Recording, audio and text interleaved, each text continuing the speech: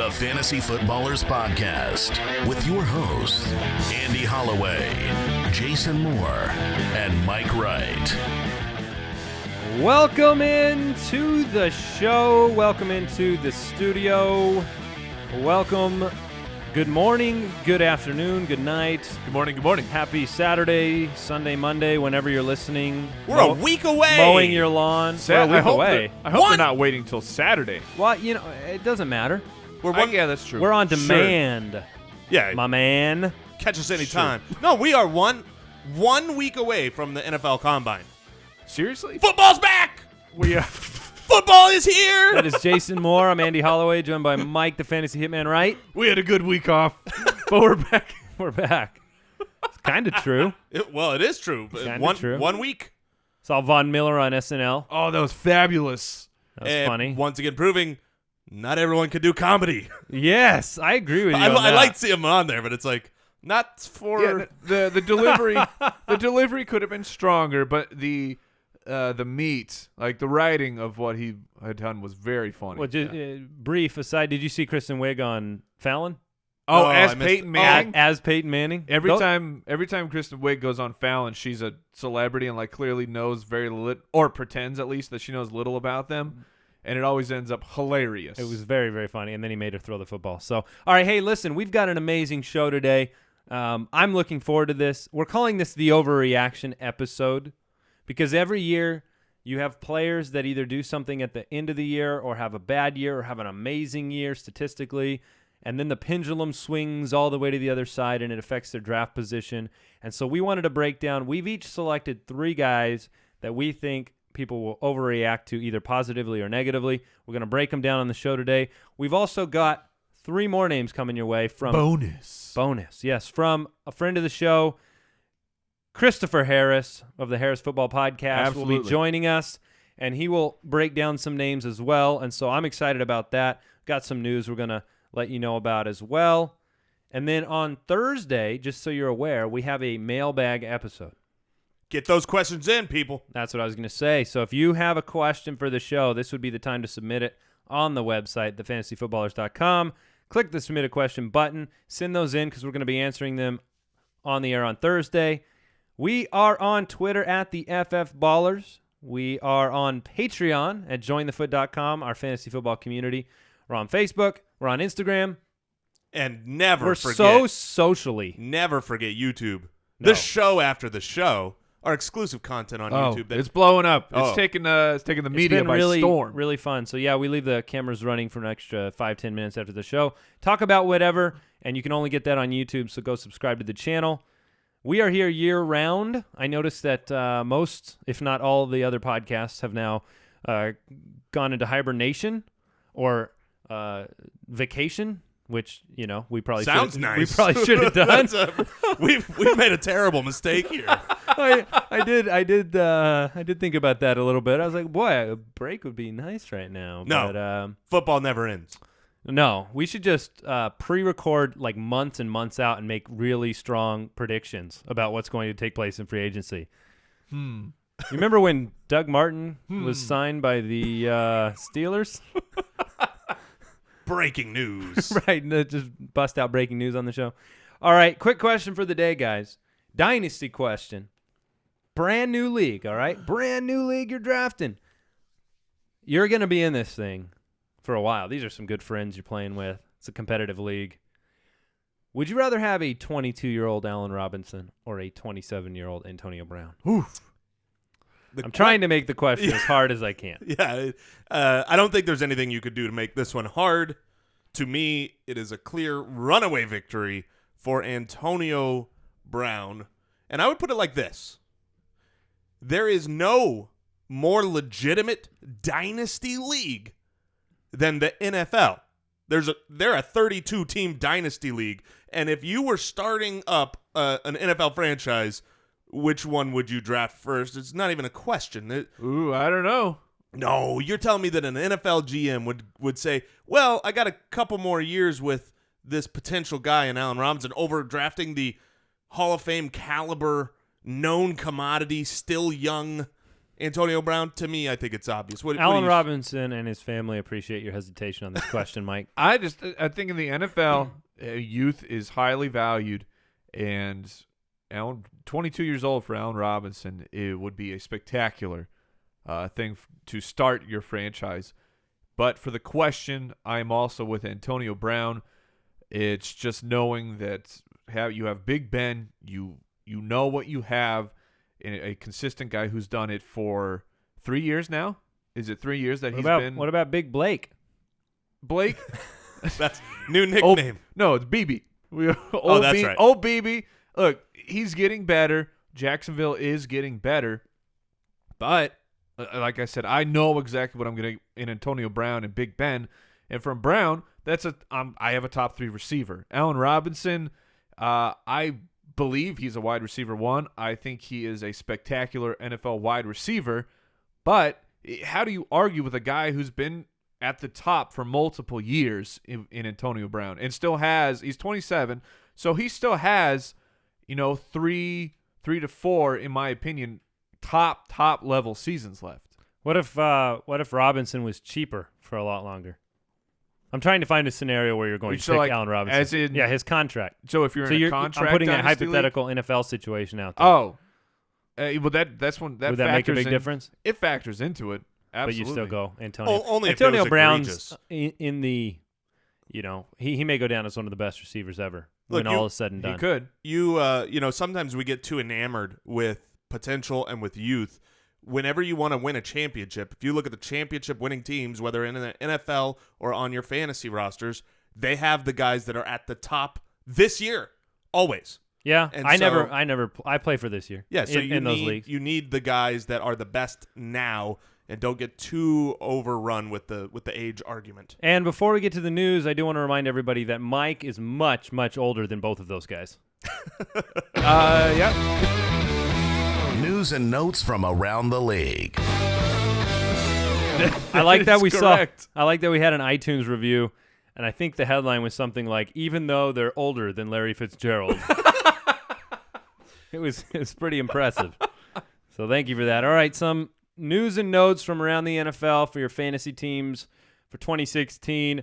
When I read this, I was surprised. I was too. ESPN Saints reporter Mike Triplett, always dropping that offseason news, Mr. Mike Triplett, expects the Saints to keep C.J.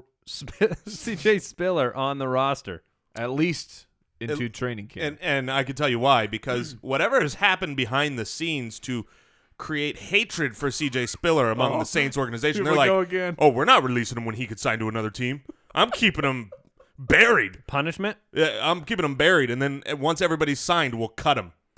C.J. Spiller should serve as a case of the offseason excitement that was unwarranted for certain players that switch teams and you just project them forward. There's always a risk. There is always a risk that you have in those situations versus something that is stable, as exciting as it is. Especially when a player who is new to a team gets hurt and really misses training camp and that crucial time for them to learn the new system and gain trust. Agreed. So Jim Irsay has come out and said that the Andrew Luck contract extension number will be shocking. Shocking. And they're always shocking. Each new quarterback contract. Have you guys seen a quarterback contract lately that did not shock you one way or the other? No. I think Ryan Tannehill's was fair-ish. Well, him and Kaepernick both had kind of those team-friendly deals, so that's fair. Dalton. But I don't know. When it got announced, wow, okay. That's what we talked now. about that with tight ends. All the latest tight end deals are always the best tight end deal ever because things change. That's kind of how it works with contracts. You ever see the MLB? Every contract that comes out, what was it? Giancarlo Stanton, $326 million over 13 years. Yeah, I can't wait for that billion. And no concussions. $1 billion contract. RG3 has passed his exit physical, meaning he can now be cut.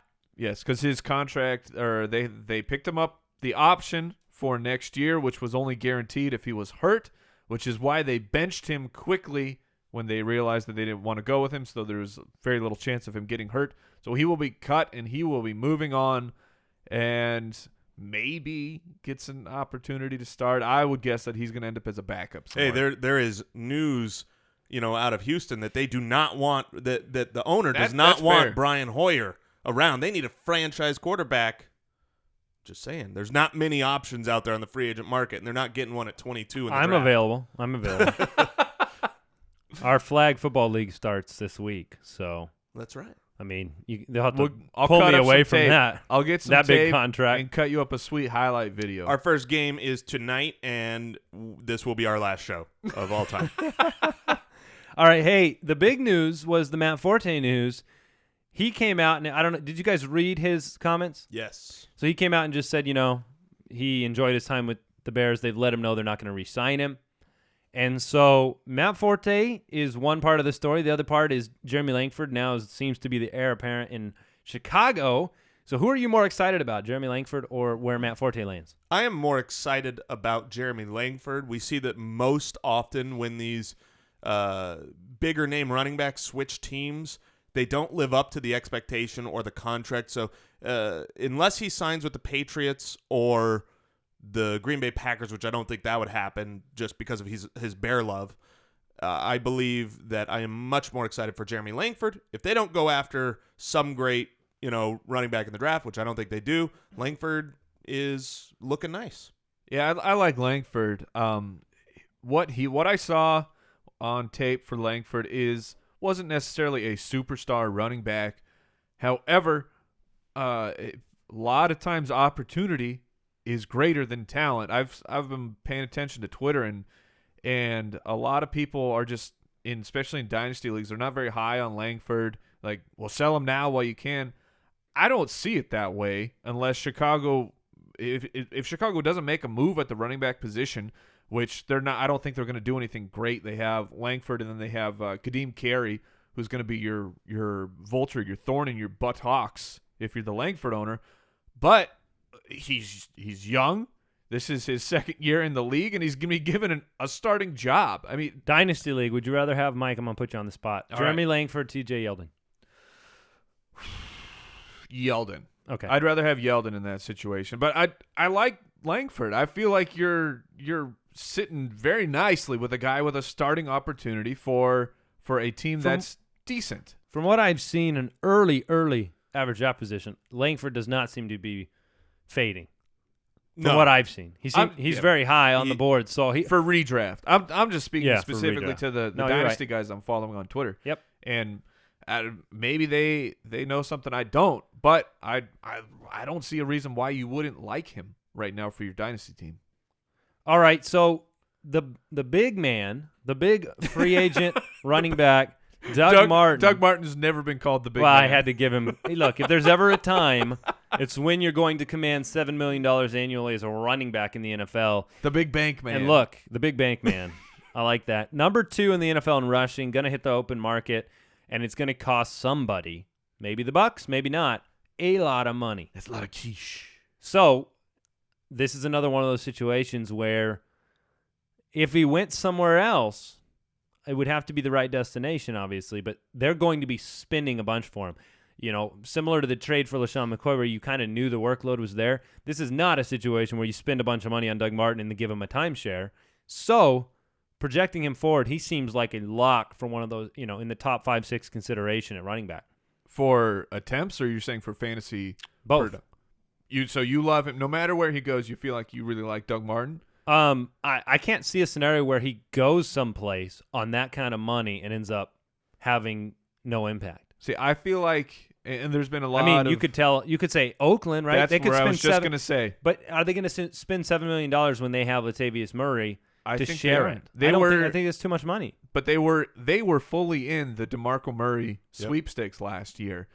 And I don't think that would be one place that you'd have to question the value. I don't think that this year has solidified Latavius Murray. We saw him get doghoused multiple times over the year. Not that I'm not trying to crush Murray, just what I believe they have an opinion about him. They have an opinion about him. Yeah, the truth is most of the teams that would be willing to pay that kind of money for a running back free agent to come to them are really not the better franchises, not where I want my running backs to be located. However, I think he's going to stay with the Bucs because the Bucs aren't in a terrible cap position.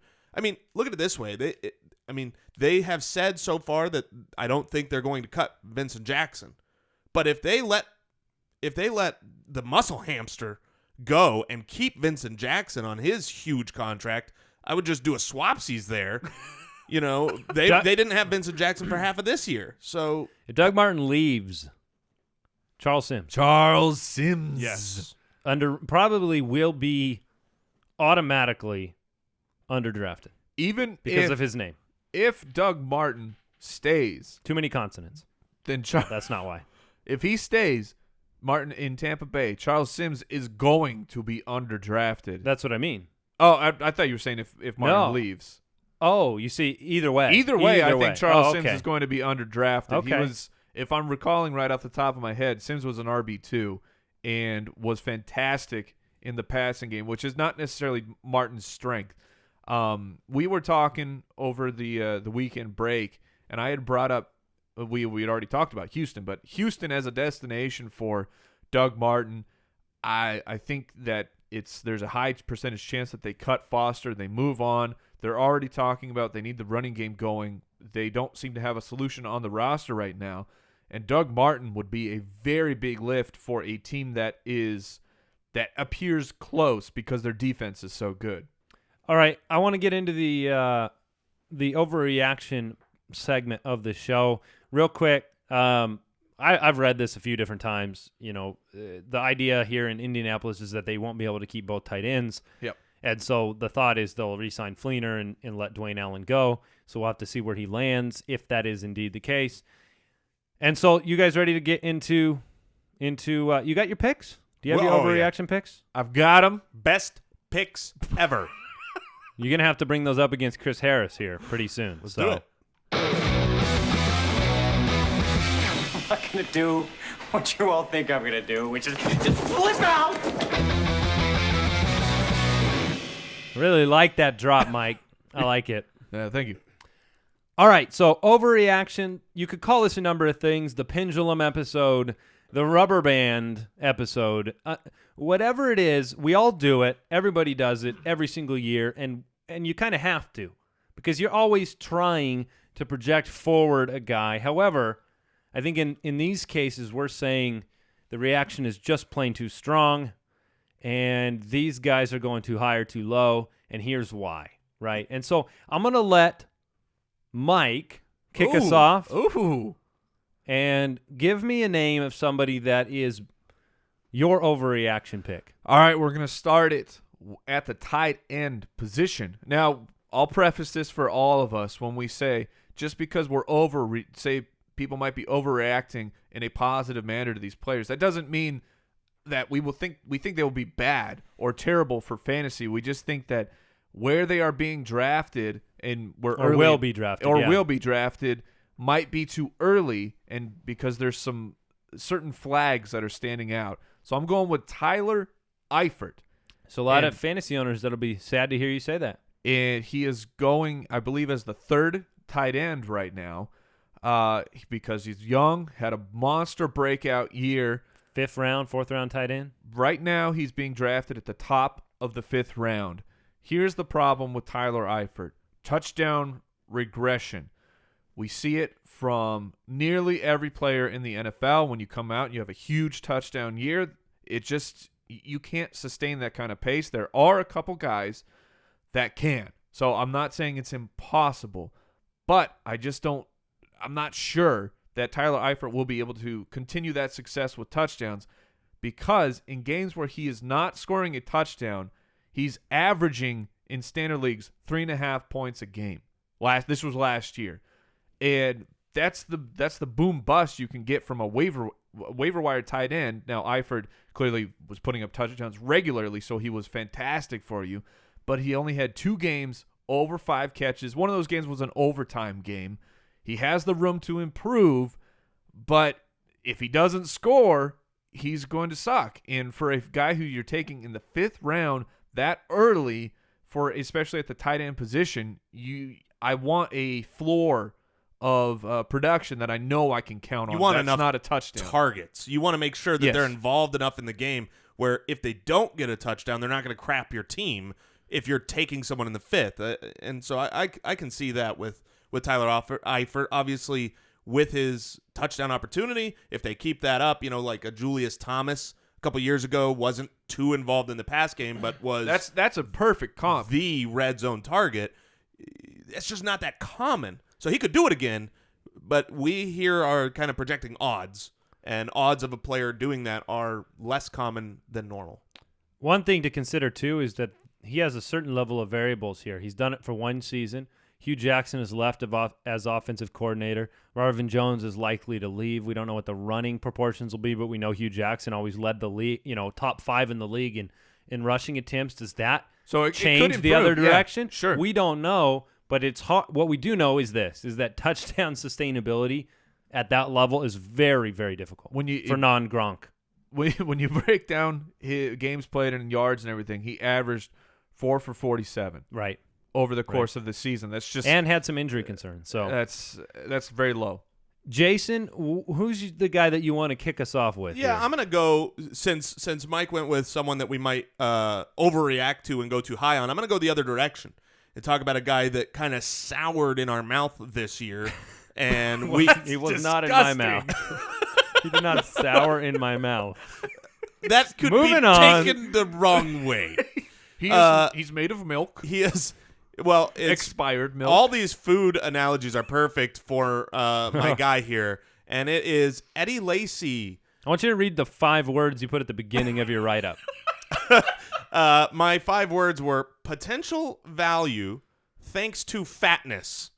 And the truth is, he came in as Fat Eddie this year, was extremely overweight, looked it, played like it, and you've got that bad now the taste. team has affirmed it. Yeah, the team has affirmed it. Everybody saw it on the field. He ruined a lot of people's fantasy options because he was a top 3 pick. Mm-hmm. And so what we do with guys like that is we hate them. We become emotionally against them. And the truth is, here's some things that happen. One, and I think this Not matters. because they're fat, but because you spent so much of a pick on Yeah, because him. you spent so much of a pick. Keep in mind, so he had 8 games last year with 5 or less fantasy points. That is crapping the team. That's 8 weeks where we came in on Monday disparaging Eddie Lacy to where the he world. was in the pooped in his extremely big boy pants Right. segment. And in several of those Custom-made. games, it wasn't just because he played bad. It wasn't because he played bad. It was because he got 5 or less carries. Wow. He wasn't involved in those games, and you couldn't trust him. Why? Because the coaching staff couldn't trust him. He was overweight. All of that. In addition, you lost Jordy Nelson. So that changed the whole Green Bay offense. You could see it with Randall Cobb, Yeah, Aaron Rodgers. Apparently Eddie way more than we Lacy. could have ever thought. Right. And even with all of that considered, keep in mind he was the 25th running back. He wasn't disappearing from the scene. He still had big weeks and big games because he is a good NFL running back for a team that should be much improved next year on offense when they get Jordy back. So what I'm saying is this. I think it's a big deal he's in a contract year. Huge deal. Because he is at the age where he realizes he's got one more chance at that next big contract at a running back. He's going to lose weight in the offseason. The Packers have demanded it. And so if he comes in having shed some weight and he looks good in this contract year with a bounce back candidate, he's being drafted in the 3rd round. He was, a top 5 fantasy player 2 years ago. I think we're overreacting on how fat Eddie Lacy was. Listen, we're scared. We're scared. That's what it is. And I'm in the camp where most everybody on this list of the guys we mentioned today, I completely agree with. Eddie Lacy's the one name on here that I have hesitation with. Well, Why is that? Because of what the team thought of his effort and what we saw. Yes, money talks, okay? I get that. But not to everybody. Not everybody can hear it because some people are a little too lost, right? Yeah, there are a lot of players that have thrown away careers due to lack of effort, lack of making the commitment. I'm not in any way right now predicting Eddie Lacy will do that. But I'm also not taking a contract year and this hope to lose weight as a guarantee that it'll take place. Well, the nice thing about this call is that you don't have to draft before you see how he comes into training camp. There's going to be reports all over. When he comes into training camp, people are going to say he has lost weight if he's lost weight. But if you're a keeper or dynasty owner, you're then saying, okay, it'll be all right. Perfect example here is you cannot trade Eddie Lacy right now. You're not going to get value for him. People are so down on him that I think if you're a keeper, a dynasty option, you hold him because the potential for him to bounce back and provide you with value is there. Otherwise, you're selling him at a low point. So here's one quick question. I'll move on. I'll give you one of my names. Today, you have to write a name down on your team for a keeper running back. Is it Doug Martin or is it Eddie Lacy? Ooh.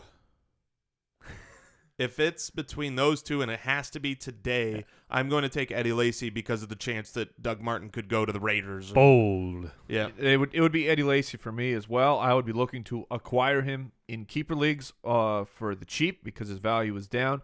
And just a reminder for when we talk about Aaron Rodgers, because we're talking about the Green Bay offense as a whole. This is the first year where Aaron Rodgers has played the full year that he was not a quarterback one, or the overall quarterback number 1 or number 2. That's how. Sounds like his career is over. The only time he didn't do that was when he broke the collarbone, missed time. So I fully expect Aaron Rodgers to be back, and that just helps a guy like Eddie Lacy. All right, I'm going to give you a name of a guy who's being drafted too high, in my opinion, and will be drafted too high throughout the offseason and into draft season. And unfortunately for all the BB fans out there, it's a guy named Blake Bortles who's being drafted right now ahead of Russell Wilson, ahead of Carson Palmer, ahead of Drew Brees. Yeah. He's the 5th quarterback off the board right now. He's going in the 5th round, and it's just plain too high for a guy who, listen, led the league in interceptions and fumbles. Okay? He is mistake prone still. He is growing, and I am by no means saying he's not going to become a great fantasy quarterback. I think he'll be a good fantasy quarterback next year.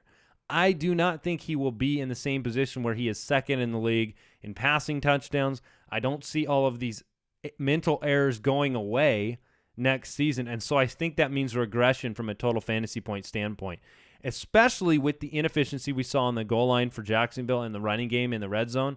If you improve some of those things and he just takes a step back on a very hard-to-predict number, we've seen this so many times from quarterbacks. You could be, whether it's Peyton Manning throwing 50 or you're Blake Bortles or Matt Stafford or whoever it is, it's hard to sustain league-leading, essentially, passing touchdown numbers. So I just think he's a prime candidate for overdrafting, and people are just going to take him too soon. I'd rather go ahead and draft Drew Brees 4 or 5 rounds later. Yeah. Or, okay, that's probably not going to happen. But well, there's a lot of guys. There's a lot of guys that are going to go very late in the draft at the quarterback position that I'm going to be fine with, whether that's Andy Dalton or Carr, Eli Manning, Tony Romo. Those guys, give me them and a nice 5th rounder over Blake Bortles, who is really should be a streaming option. He's dependent upon who he's playing. I'll go back on the next player because it's directly tied to Blake Bortles. Yeah. This was one of my favorite players this year. He led me to a championship this year in our league of record. We touted him from preseason on, so please do not think that I am a hater of this next man. But Allen Robinson is a guy that I think is going to overreaction. Yes, overreaction. He's 22 years old. He came into his 2nd year and he exploded for 16 touchdowns. He's amazing. He was the 4th best wide receiver this year. So you could say when he's being drafted as the 5th wide receiver off the board, you could say, well, but Jason, he did it last year. Why wouldn't you think he gets better in his 3rd year? Look, public opinion. You're wrong on this. Here's some stats about who's he going ahead of right now? He's going ahead of guys like where's the decision? Des Bryant, Alshon Jeffrey, Demaryius Thomas, the guys that get targets and volume and have done it for years and are still in their prime. I would take all of those guys over Allen Robinson personally. DT's a little questionable based on quarterback, but look, JJ Zacharyson, great friend of the show. He posted this on Twitter about Blake Bortles. Since 1980, okay, except this year because we don't have data for the coming year, 27 quarterbacks have thrown 35 or more touchdown passes, and only 2 have ever increased their touchdown percentage in the following year. There's that Blake Bortles number you were talking about. Yes. Look, Blake Bortles is not going to increase. And in addition to that, you want another reason why he's not going to? The Jaguars were the third worst in the league in percentage of touchdowns going to running back. They only had 13% of their touchdowns go to the running back position, which is an aberration. The NFL average is 30%. So some of those touchdowns are going to go away from the defense getting better. Some of those touchdowns are going to go away from a game plan change and the running back getting in. And not all of them are going to go to Allen Robinson, who had only 80 catches and got 16 touchdowns, had a crazy yards per catch. There's just a lot of opportunity for regression. I think he's going too high because of his age. I would take a couple other guys ahead of him. That stat you gave about the percentage going to running backs is incredible. Because I remember looking at Tampa last year. I don't know where they ended. There was a point in the season where they were like 78% of their touchdowns. I think to running backs because of passes and runs. Yeah, I think they finished at like 60%. That's incredible. So And that's a good point. So and we like Allen Robinson. We love him. Oh, He's been one of our guys. And that's the question. But you can't overreact. So where are you okay taking Allen Robinson? If you don't want people to overreact, what is this is fair. This is a good place to take him in the draft. Yeah, well, that's important because I think he's going to be good. I don't think he's going to completely poop your team. Right now, I see him probably as like the 8th, 9th, or 10th wide receiver off the board. But what that does from an overall draft position is that pushes you back a whole entire You don't round. get Allen Robinson is what that means. Right, that's what it means. I'm not getting Allen Robinson because Allen Robinson right now is going at the back end of the first round. I'm not taking Allen Robinson there. All right, Mike, your next overreaction candidate. So I'm going to go with a quarterback here because I want to remind some people. His name is Phillip Rivers. Now, Phillip Rivers was having a monster season, depending on your scoring format, was a top 3 quarterback for a lot of the season. And then I remember that. Yeah, he was fantastic. He was the guy that I was trying to get on every single one of my teams because his playoff schedule looked so great. And then Keenan Allen, did he lacerate his kidney as well? It wasn't with Andrew pretty. Luck? Yeah. It was a bad He had a major injury. It was an internal organ-related injury, and he went down and he was out for the season. All of their wide receivers, they had a wide receiver apocalypse. That was the top of the domino. The domino? That was the right on the top of the domino. I have no idea what It was I was the trying first to say. domino. It was the first hungry domino now. in the line. So then they just continued to fall until you were left with Dontrell Inman as kind of your main as your go-to guy, and it was just a disaster from then on out. Here are some fascinating numbers with Phillip Rivers. If you take a look at what he did this season with Keenan Allen and without Keenan Allen, his fantasy points went down about 8 points a game. He averaged nearly a full touchdown less and almost 100 yards less per game without Keenan Allen. So you put Keenan Allen back in that situation. You get Ken Whisenhunt on the team, who is a bad head coach, is a great Wide receiver. It's a great offensive coordinator. You get maybe some growth from Melvin Gordon. You improve the run game a little bit. And I just think that Phillip Rivers is primed to be a late-round quarterback target who could turn into a potential every single week plug-and-play quarterback. Yeah, I like that. I like that the split on Keenan Allen and not Keenan Allen is a good sample size. It was exactly half the season. 8 games with him, 8 games without, and it was a drastic difference. Huge difference. I agree. All right, I'm going to give you my next name. This one might be a little controversial. I feel like it could be because of where he's going, but I actually believe that people are going to overreact to the negative about Dion Lewis. There are a lot of reasons why. 1, obviously, injury, recovering from injury. 2, the Patriots, okay? The running game is a quagmire, all right? 3, Lewis hadn't done it over a long period of time by any stretch of the imagination. Right now, he's going as a 5th-round running back. I actually think that's probably where he's going to go. I mean, I don't see that changing unless we get some incredible reports, some huge commitment from the coaches. That being said, I believe that Dion Lewis is undervalued at that draft position, and the overreaction to the injury and the questions is not warranted, okay? He's going to be ready for training camp. The film, your eyeballs, told you how much better he was than White, but in case you wanted something else, they didn't hand the ball to White because you couldn't. He was 2.5 a carry. Do you know what Dion Lewis was? 4.8 a carry on the ground. He was running at that kind of a clip. And listen, here's the real meat of this argument. When he was healthy, his points per game put him as the 4th best running back in half-point PPR. Right now, where he's going is borderline RB3 in the draft. That's gnarly. For a guy that was 4th when he was healthy. He signed a 2-year contract. I see a lot of reasons why you should hesitate on not keeping him in your keeper league. You should think about what he could be if he comes back and gets that role again, which I think he will. Well, He's under a contract. You don't need to keep him in a keeper league because you can draft him at a good value. Well, there you go. You're right. So I do like that. I will say this. I worry about his injury history, Sure. going back to college, and whether or not he can stay on the field. But I'm fine with that in the 5th round. Yeah, 5th round is spectacular. And speaking to the contract, when it happened, I thought this seems very unpatriotic. It did. To give a running back a contract extension right in the middle of the season, a guy who has done it for a couple games. But to me, that just says Bill Belichick found it. Said he knows when he finds the talent. He says, okay, this guy's going to stick around for a couple more years because our team is spectacular when he's at the back position. So Yeah. And we know the fantasy numbers of everybody else trickled down in the splits. Yeah, the between Patriots, those two. Yeah, when he was out and what Brady could do. The offense really fell apart.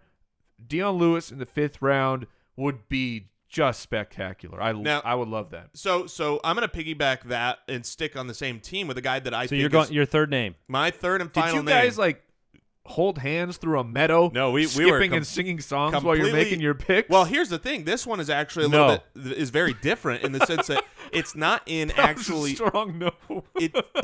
It's not in sync with Andy's take on Dion Lewis because I believe that Tom Brady, we are going to overreact and draft him too high.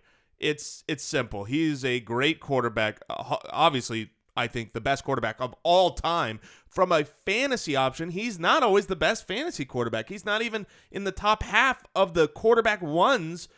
Just looking back a couple of years, in 2013, he was the 14th fantasy quarterback. In 2014, he was the 9th best fantasy quarterback. And so, look, I think he is going to be good. But where you have to take him right now is in the 3rd round for a guy that the Patriots could just become a running team or a defensive team or anything with Bill Belichick there. They've done it in years past. So why would we put so much value in our draft to say, hey, I got to have Tom Brady in the 3rd? That's too high. For me, I'd much rather have a Dalton, a Carr, an Eli, a Romo late in the draft. What kind of car? Sitting in the Taurus. car. He's more of a Taurus guy. But wouldn't you rather have them and pair him with a Julian Edelman or an Amari Cooper or a Latavius Murray or an Eddie Lacy? That those are the guys going in the 3rd round. Give me those guys with still a capable quarterback, because if you do the other way, you're going to take Tom Brady in the 3rd and you're going to end up with, I don't know, a running back backup for a team that you hope somebody gets injured. I mean, I don't know. Give me Tom Brady and Amir Abdullah. No, thank you. Yeah. I love the take. I pretty much took that stance last year, and how'd that work out for you? It blew up in my face. Won't lie.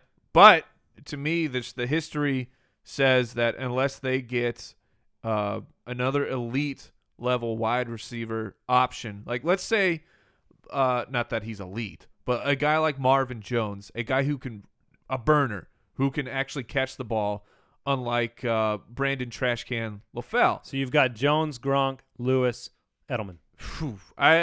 3rd round's still going to be too high. See, that's the problem is the 3rd round. I'm not going to do that. I believe Brady does almost what he did last year, but I don't believe that I would draft him in the 3rd round because that is moving his quarterback draft position to the point where it's just not viable for my roster. It will not return value compared to the guys that you can get later.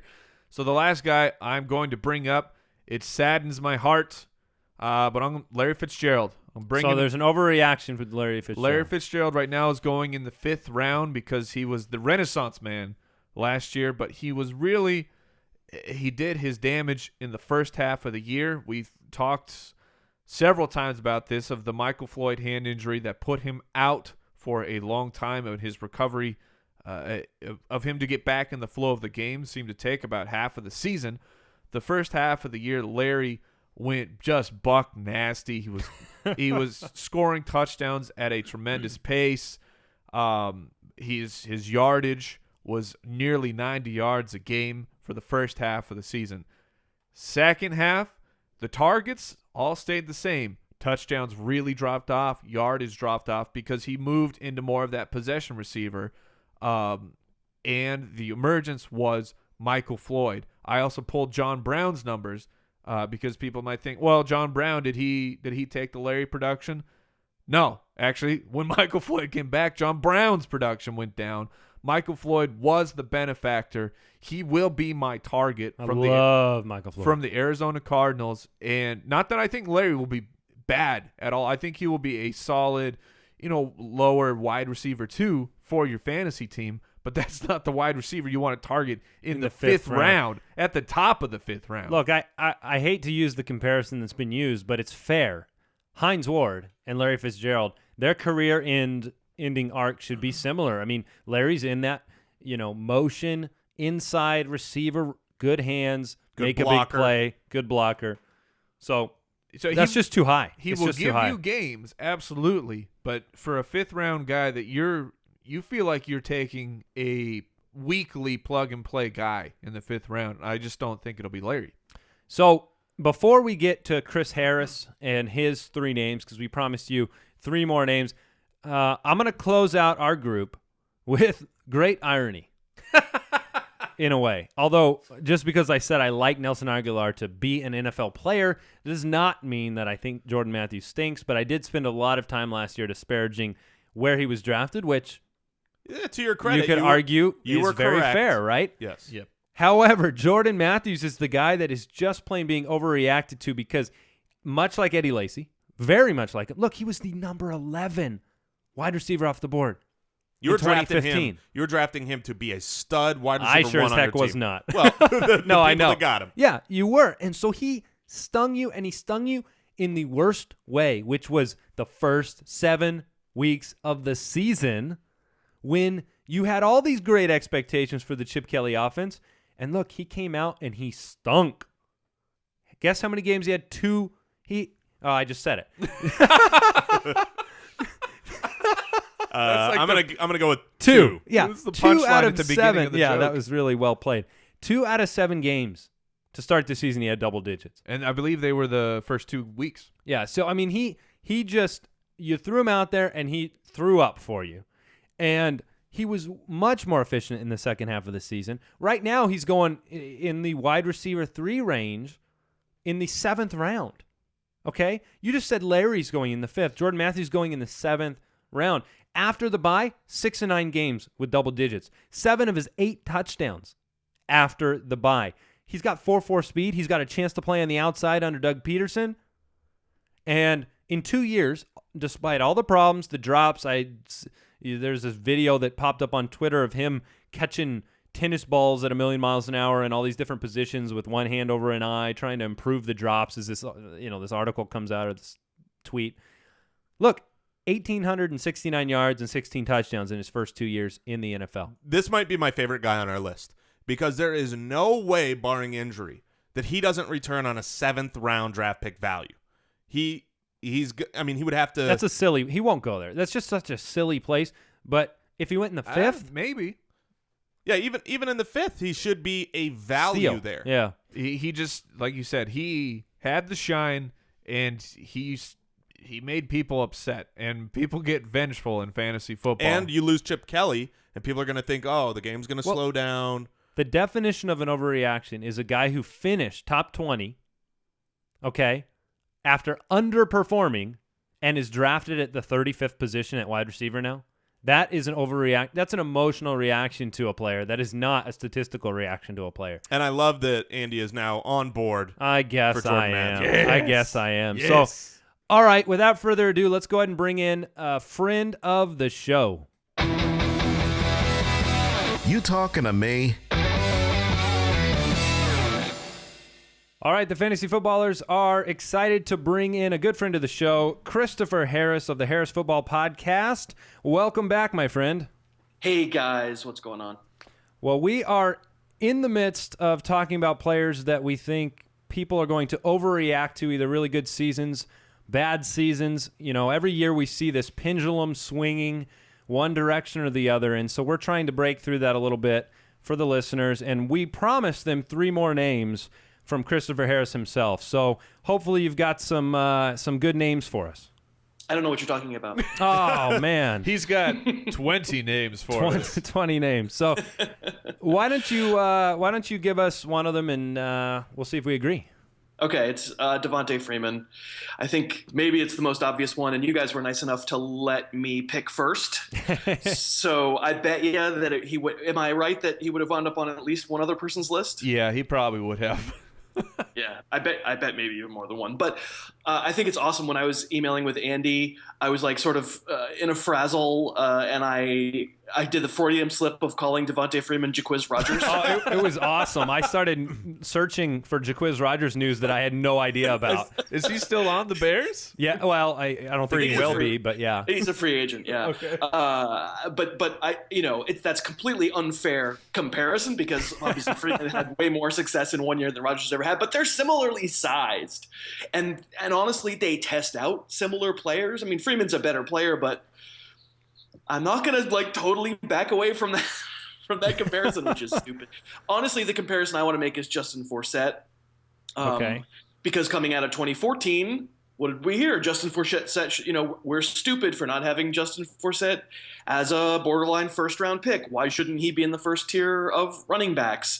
Why isn't he going to recapture the 2014 magic? And just to review what Forsett did last year, even before, yes, okay. So I was against Forsett because I worry about backstat size, and my anti-Freeman argument is mostly going to be about size and sort of lack of diversity in the way you can use the player. And yes, I will grant you that Forsett's arm breaking like that's probably not because he's little, right? Most people's arms. Right. I know my arm. If Aaron Donald jumped on me, I wouldn't be surprised if my entire body just exploded into about 50 pieces. Right. You suddenly become the drummer from Spinal Tap. Yes. Yeah, exactly. Spontaneous combustion. But listen, even before Forsett got hurt, what was his year like, right? It was week 11 that he got hurt, and on tape, Forsett still looked pretty good. He still looked like Justin Forsett, quick, really quick, tough for a little guy, some pretty decent speed, but surprise, the results weren't there. When I think you're just saying the results don't always track exactly with what a player is, and a player like Forsett isn't probably a lead dog to be a fantasy star in the NFL because of his size, and I don't think Freeman is either.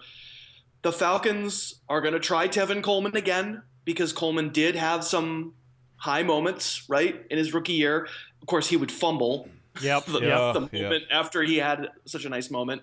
I also won't be shocked if the Falcons sign a bigger back like Alfred Morris, who's worked with Shanahan. Kyle Shanahan again. I don't want to play the game that goes all of Freeman's production came in 3 games or whatever, because that's going to be true for most running backs. That was the Doug Martin criticism from his rookie year. That's, I think, more just sort of numbers mumbo jumbo and stats lie.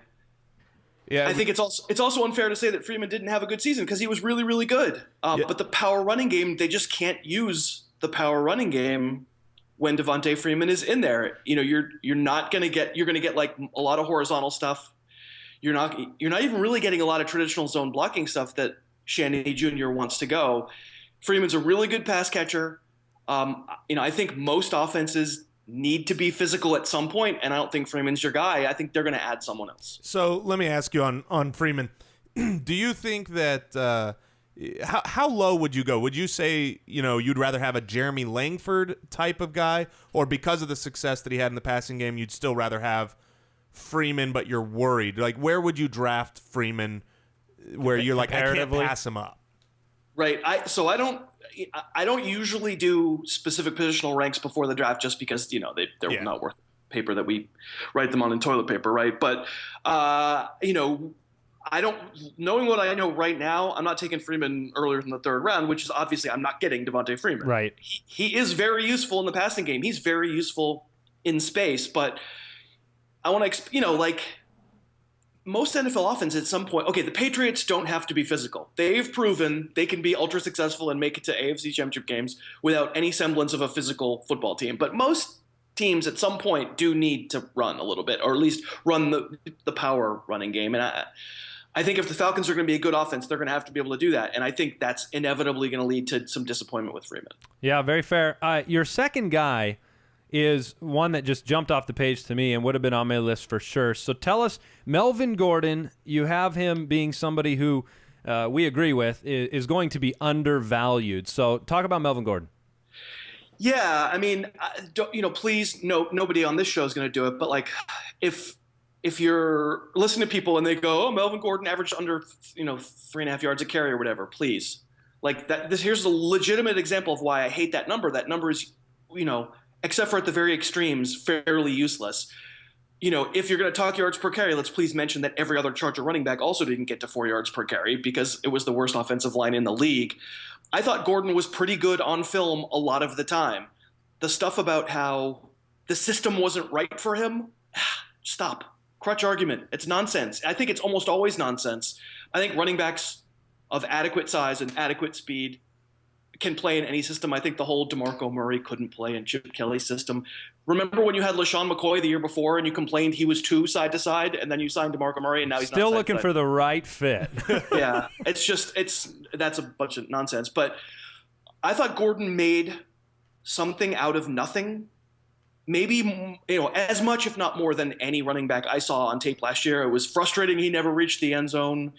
It was way more frustrating to see him fumble. And if there's one legit criticism that says his NFL career could absolutely be derailed, it's ball security. I tend to think that gets better. But if someone was going to tell me, listen, I'm not spending a third, fourth, fifth round pick on a running back I think is going to fumble 6 times and get benched, that's the criticism I could deal with. Yeah. But I think every other criticism, the Danny Woodhead criticism, I just listen, if the Charger offensive line's bad again, this is going to be a bad call. And it's been bad for years. But I think eventually you fix it little by little. I think Melvin Gordon's legit. Well, and you look back, I think we were looking at these numbers this morning where when Wisenhunt was the OC 3 years ago, they were 13th in the running game. The past 2 years have been basically dead last. I think there's so many opportunities for him, and improving upon a 0 touchdown number seems very likely. Yeah. So yeah, I mean, this comes down for me to, if you're going to put a good player in like the worst situation in the league, of course he's going to disappoint you, and he's going to do it again next year too.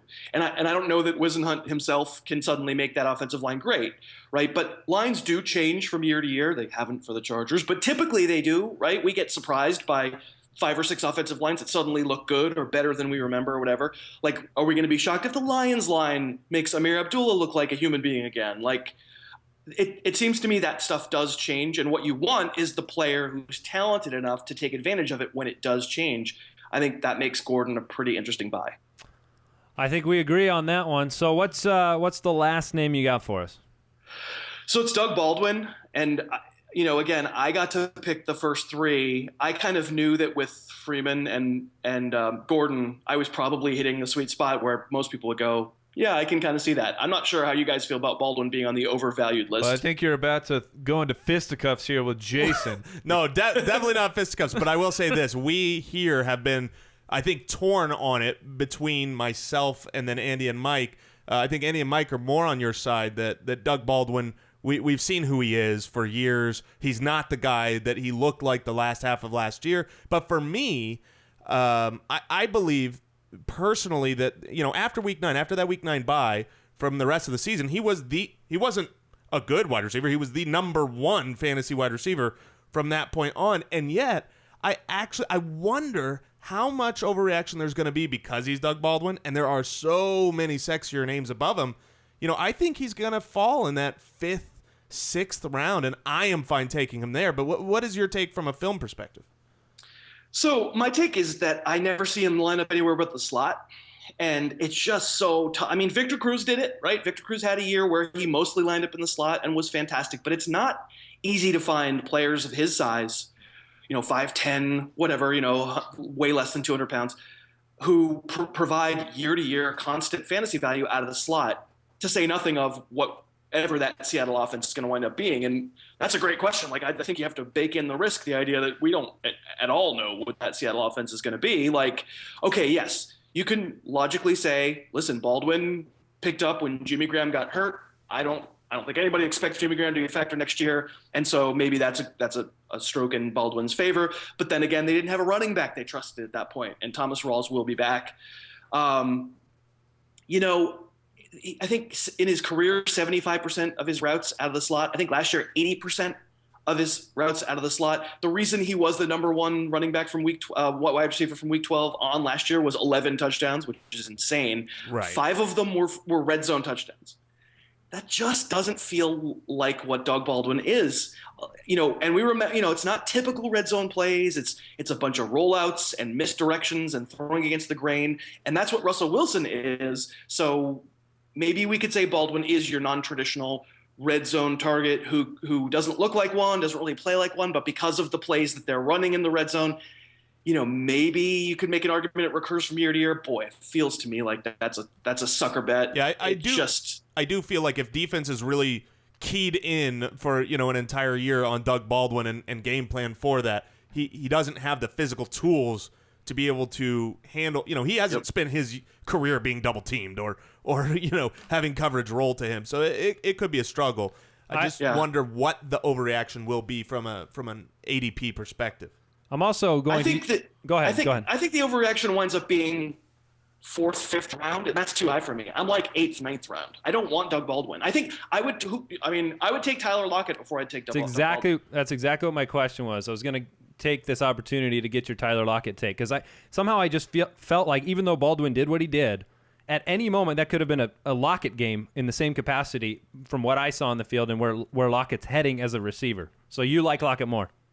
I think I do. Again, I don't have receiver ranks because I don't, until the draft, I usually don't put together like super, I'll think about the first round, but after that, I'm sort of waiting for the free agent drop, guys to fall and then the draft picks to fall. But yeah, I think just preliminarily thinking about it, I think I go Lockett over Baldwin. Now, Lockett is an outside receiver. Lockett needs to be Antonio Brown, right, to be successful. I think he kind of can be. He's ungodly quick. He's not the fastest receiver in the league. Neither is Antonio Brown. They're very fast, but they're really difficult to cover on the outside. And Baldwin Baldwin's going to play 20% of his snaps on the outside and rely on, I guess, volume. I mean, do you want to take a gander at like where Baldwin ranked in this unbelievable year he had in terms of receptions? I think he was 24th. He had one fewer catch than Gary Barnidge. That's his huge volume year. I think we're probably going to see all of them regress and all of them frustrate us on a week-to-week basis. Yep. So I'm not going to reach for any of them, but I think Lockett's a higher upside player.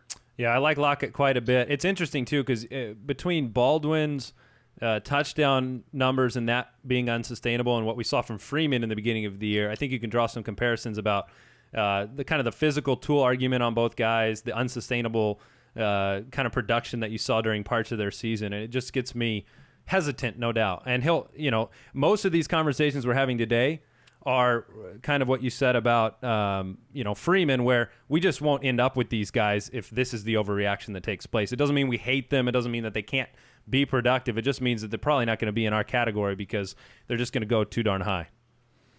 Yeah, I mean, what would it take for Devonta Freeman, for Doug Baldwin to be dominators, right? Given their skill sets, and they were dominators, right? Yep. They were. But what would it take?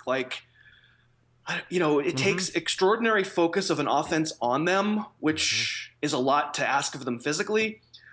And it takes defenses to not realize that it's happening, right? Because you get the inevitable year after reaction to it. And then suddenly now you're getting a lot more focus, and maybe it isn't quite as easy as it was. Antonio Brown is the exception. Antonio Brown's amazing. It doesn't matter, yeah. Yeah, just because of the unbelievable quickness, and Baldwin just isn't that player. I think Lockett's closer to being that player. Yep, makes a lot of sense. So, hey, we want to thank you very much, Chris, for coming on the show again. You out there should definitely check out the Harris Football Podcast. Chris is one of the best in the industry. We love the show, and you can check him out on Twitter at Harris Football. Thanks for joining us. Hey, no problem, guys. It was a blast. Always a pleasure. All right, those are some great names. Now we've got 12 names out there, overreaction candidates for 2016. I agree with pretty much every one of those names. I think these are good people to have in your brain early on in the offseason. Watch their ADPs. We'll be watching them with you.